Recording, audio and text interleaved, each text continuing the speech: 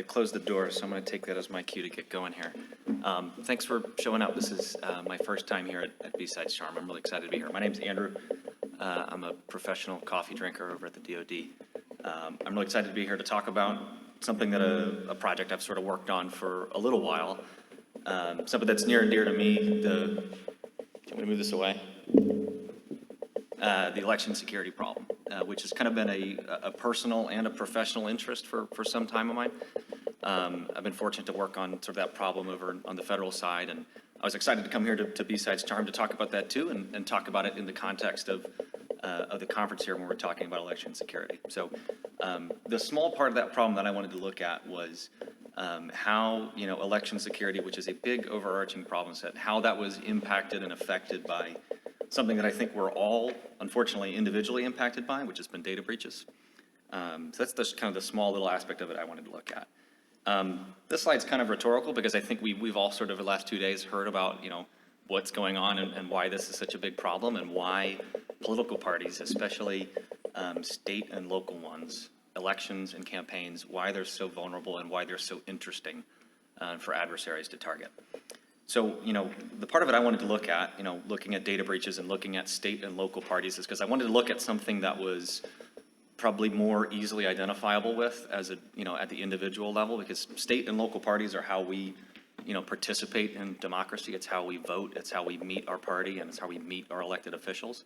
So it impacts us much more personally and I think directly than maybe some of the federal and national level ones do. So I wanted to start looking and, see what did this ecosystem look like, and what part of this could I take a look at? So I started looking around at some party websites. This is the Michigan State Republican Party website. And I started to notice something. On the party websites, this is Michigan's right now, they provide a lot of contact information for local officials, like district and county level chairs, sometimes their party staff. Here's the Vermont State Democratic Party website. They did the same thing. I was curious if this was just a one-off thing. I didn't understand at the time why organizations were doing this, so I kept looking. This is the Alaska State Democratic Party website. They actually had it in an attachment for me. You could just grab emails, addresses, names, stuff like that. Here's the Illinois State Republican Party. Theirs was already in a spreadsheet, which was handy for me. But I kept seeing this over and over and over again. Here's the DC Democratic Party website. It's a little tough to read there at the back. It's a full list of DC Democratic Party committee members and their contact information. Addresses, personal emails, phone numbers, names. I didn't understand why organizations were doing this, but they all kept doing it. Personal contact information, personal emails that were publicly listed on their website. This is the Massachusetts State Democratic Party website. You can see there at the bottom, it's a little tough to read there, but it's 1 to 10 of 557 entries. I didn't understand why this was happening at this scale, but I realized that I had found something that I wanted to look into. So understanding the scale that these parties work at, that there are hundreds of state parties out there, there are thousands more of local level and district level parties under them. The scale here is significant. They're massive, massive organizations. And data breaches, tend to also be pretty massive in comparison as well. And unfortunately, as someone who's been breached before too, it continues to be a problem. It's ubiquitous in the industry. But the reason I thought this was interesting was because these organizations were providing private emails, just in some cases volunteers, but in some cases party staff, local and county and district level chairs. This was interesting to me. I wanted to know why they were doing this, and then I wanted to know what the risk to those organizations was. What did it mean that you had hundreds of emails on your website? What would that mean for your risk profile? What does that mean for how secure someone's going to think your organization is? It's particularly interesting for emails too, just because the way we use emails today, it's the trusted key at the bedrock of the online authentication scheme. We use them to log into accounts. We use them as usernames for other accounts, as two-factor auth for all kinds of accounts and services. It's a really key part of our kind of online schema, and I wanted to know what it meant that the organizations were doing this. So my problem statement that I wanted to go after was, how to quantify empirically the level of risk for state and local political parties caused by account exposure and data breaches at scale.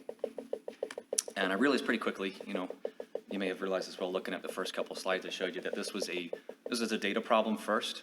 before anything else. And so I needed something that was going to help me understand and tabulate that data. So I put together this little tool called Hookshot.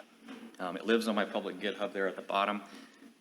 It's very, very simple, and it comes with absolutely no warranty or guarantee of working. But what I wanted to do first was to go out and set, with a deck of URLs, pull back every email on those URLs. I use Cool to do this. It's a tool in the default Kali Linux distro. It's a great open source web scraping tool. I ran that in parallel within the program, so you can go out and scrape dozens of these at the same time. That, to start, gives you some interesting analytics because, one, it's interesting in terms of magnitude, how many emails are on this website.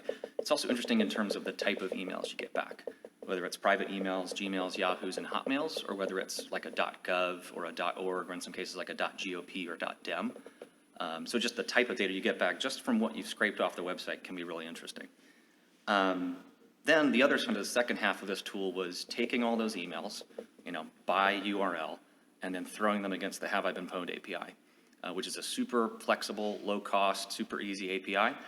You can query against the service for an account, and it'll return back any data breaches that account has been in. Then you can query on the data breaches as a selector as well, and it'll tell you the type of data that showed up in that breach: password, financial information, addresses. Super easy to use API for the low cost of like $3 a month. So that's what the tool did, kind of the first two parts of it. And then the third aspect was putting all that together in some kind of analytics, like, what does it mean to have X amount of emails, all this out there? When I started, I wanted to run this against all 50 states. So I started with 100 websites, which is all the state Democratic and Republican Party websites. And the results I got back were a bit broader than I expected. Out of those 100 URLs, 92 of them listed personal emails. And on those 92 websites, I got back just shy of 10,000 private email addresses. A bit bigger than I was expecting going into it. It's like an average of about 100, 110 per website, which to me told me that this was much, much bigger than just those couple websites I started looking at the start. This was systemic. Of those 9,900 email addresses, about 2/3, just over 6,000, had been in recent data breaches. I don't think the organizations are aware of that. And I'll talk a little bit more about that later, like why I think this is a situational awareness problem. But that was, to me, that pointed to a substantial amount of account risk out there. I'll talk a little bit more about the specific analytics that I built into the tool, but one of them that I pulled out that I thought was particularly interesting was I sorted for corporate accounts, so .gov, .gop, .org, and I got 363 of those that had showed up in data breaches on those websites. So mostly personal email addresses, a lot of Gmails and Yahoos, but there were also breached corporate accounts, which I think to me was interesting to look at the individual URL level, to drill down to that and say, hey, why does this particular state have this many breached corporate accounts? So you can really pull back some interesting sort of just quick level looks at these organizations just based on that. Here's a couple individual results. Up at the top left there, that's a Northeastern State Democratic Party website with 989 email accounts on their website. 740 or so had been in data breaches. That was the worst offender of the group, kind of an extreme example. I know it might be a little tough to read in the back there. The one in the middle, though, is a fairly typical result. This was a Midwestern State Republican Party website with about 50 emails, and about 2/3 of them had been breached. And then when I ran this against an expanded list of URLs, when I included third parties, about 195 state-level Green, Libertarian, and Constitution Party websites, I got back the one on the top right, which is a West Coast State Green Party website. Fewer accounts on the website, but generally the same sort of levels of exposure, which to me, again, kind of pointed to the fact that this was systemic. This wasn't someone doing something wrong for one state. Some of the specific account analytics there at the bottom, I wanted to put my finger on, okay, what did it mean to have 989 emails out there? What does it actually mean if 750 of them are breached? So to start with, the first kind of easy analytic to put in someone's face is, okay, you've got 6,000 breached accounts here. Those accounts are 10 times as likely to be phished, targeted by phishing, at least to start. If for no other reason, the fact that your information is now out there, and you've got personal information exposed, someone can go scrape your email address off of a paste and send you an email. If you're crafting sticky, personalized phishing content, those phishing messages are 3 or 4 times as likely to be successful. I don't even need your current password to do that. It's just based off of what you can put into there from the data exposed in a data breach. So that right there was, I think, an interesting analytic for an organization to say, yeah, I've got this many accounts who are now more susceptible to being phished. Then I kind of went a little deeper, and there was a really cool study out of Virginia Tech a couple years ago that looked at accounts in data breaches and tried to match passwords between the same username. Found that about 40% of users were reusing passwords. So if you start with 6,000 breached accounts, you've got 2,600 or so potential instances of credential reuse where someone's reusing a password or username between services. That to me is going to be automatically interesting as an organization where, yeah, someone's personal account has been exposed, but now potentially you put login mechanisms or authentication at risk for my organization's domain because you've reused accounts and passwords. Then going down kind of even further than that, there was a really, really cool study out of Google that looked at breached Gmail accounts. And they found that between 7 and 15% of breached Gmails included the password currently in use for that account. So if you use that as a conservative lower estimate, you've got around 400 or so credentials that have been exposed that are currently in use for that account. And this is just because you got unlucky that somebody got owned and your data's out there. If you put that together and you say, okay, these users reuse passwords, these users just got unlucky and have their current password exposed, you've got around 180 so instances where you could potentially have someone who's reused a password that showed up in a data breach that could be a valid login to these websites. If you remember, we started with only 100 URLs and you got maybe around 180 or so. It's not a guarantee, but that to me would be sort of concerning. If I've got 100 email addresses on my website, how many of them, belong to folks who've got a login to my website? If they're local volunteers or district or kind of precinct level officials, that would be concerning to me. Does anybody want to venture a guess who did it worse or who did it better? I'm willing to trade swag if someone gets this right. Yeah. Who said that? Okay, get me after. I'll get you this, but that's exactly right. Your average Democratic State Party website had 100 private accounts on, about 64% of them had been breached. Your average Republican Party website, a little bit more accounts, but the exact same. It was even pretty much the same for third-party websites, fewer accounts on them, but almost the exact same level of exposure. That, to me, what that tells me, it's not a partisan problem, it's not a regional problem, it's not a state problem. This is a systemic one. This is a people and culture, and it started helping me understand why these organizations were doing this. It's the core function of these organizations to be publicly accessible, to interface with the public, to introduce them to their elected officials. I don't think that, the fixes that, you can suggest, I don't think it's just effective to take all these emails off. It's, if the party's not reachable, not accessible, that defeats the whole point of why the website exists in the first place. So I think when we talk about mitigations and what this means here in a second, I think that's an important thing to think about because, yeah, you can put in technical fixes, but the core mission of the organization, like we heard about yesterday, for a campaign to win an election, it's not going to matter if they're not reachable. They have to be reachable and responsible to constituents. So that to me, I thought was interesting because this is not one organization has done it bad. It's everybody seems to be doing this, and I thought it seemed anomalous at the time. Another analytic I wanted to look at was, has something happened related to a website recently with a state level political party that I could potentially look at and say, hey, was there something predictive about the data I had? Does anybody remember when this happened last fall? So this is the aftermath of the Texas State Republican Party website after Anonymous took it down in September and threw a bunch of Pokemon up there. So the site went down for about 2 days until the admins could get control again. They took it down for 2 weeks, put in a whole bunch of technical controls, technical mitigations, brought the site back up. I realized, though, that when I first started working on this project, I had started before this happened. I had actually gone and scraped the Texas GOP website about a month before this happened. And so I wanted to see if the data I had, was this indicative of all? I'm not saying it's necessarily how it happened, but about anything that I would have seen on that data, would I have thought that, hey, maybe this organization is more susceptible to something similar, just like a website takeover, which I would consider pretty low sophistication, low equity. A month before the hack, those are the numbers I got back. I'm not saying this is necessarily how Anonymous got into the website, but if you've got 236 breached email accounts that are publicly listed on your website, the odds are pretty good that you've got around 15 or so valid credentials out there if someone's got to log in that website, and all I need is a web browser and an email account to get them. I don't even have to phish. I don't have to do anything like that. So it may not be how it happened, but to me, when I look back and I look at that website then, that to me looks like an ample attack surface, whether I'm, targeting folks with phishing, whether I'm crafting particular specific content, or if I'm just targeting your organization writ large, that gives me an enormous base to start from. So 6 months later, right, you would imagine that things have been fixed. The website went down for 2 weeks.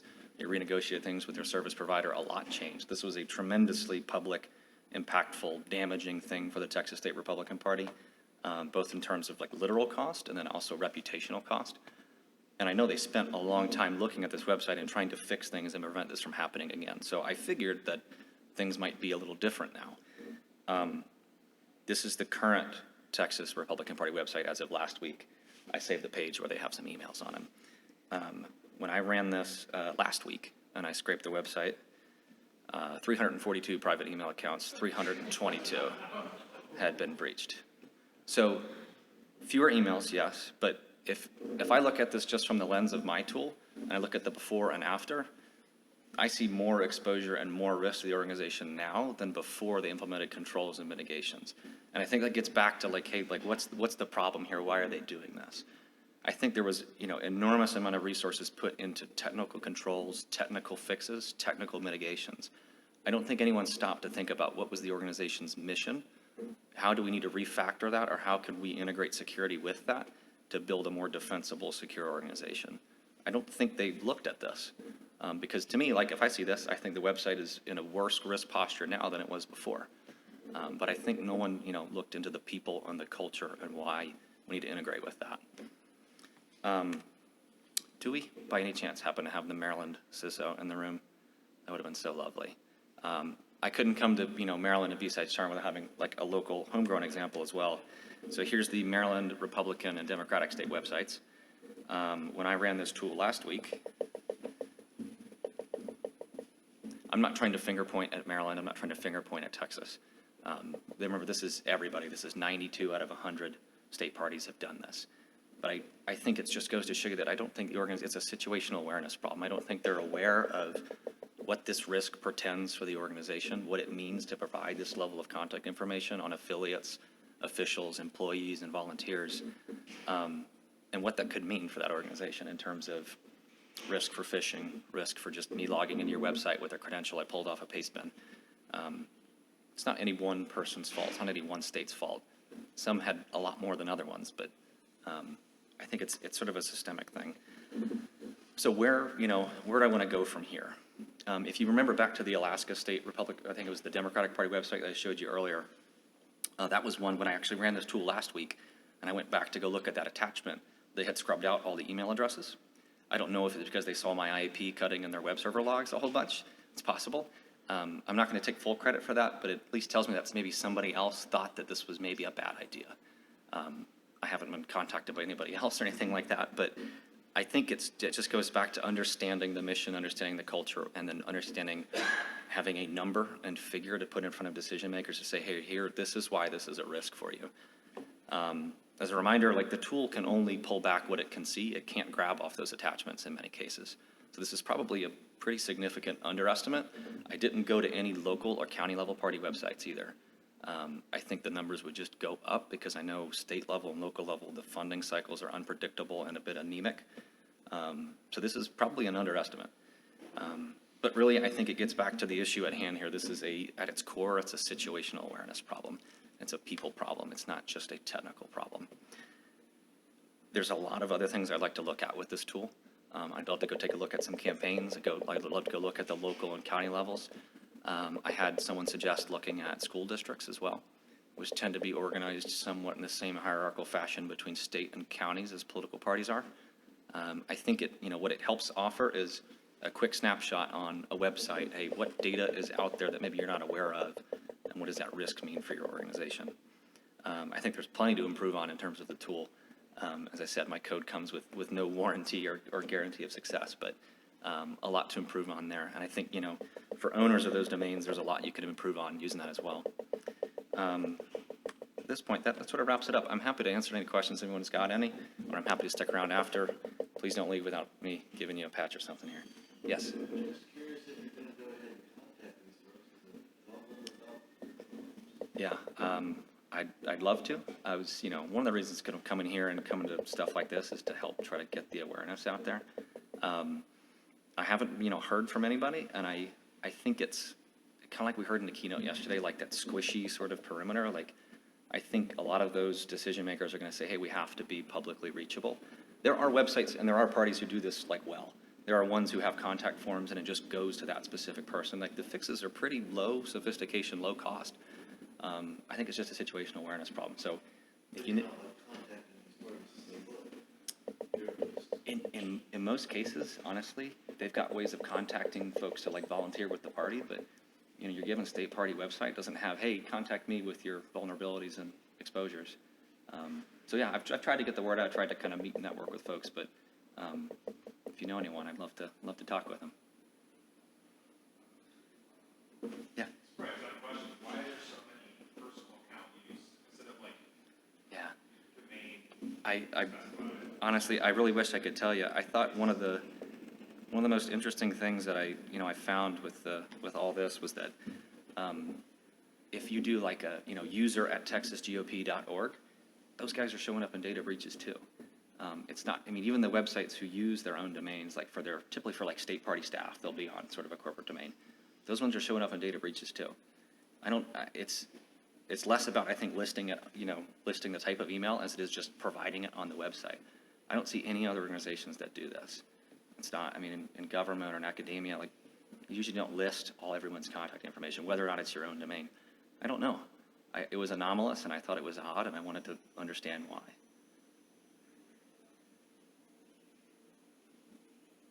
Anyone else got any questions? Okay, I'm happy to stick around and chat after. I really appreciate you guys coming by. It's been fun to talk to you guys about this. Thank you.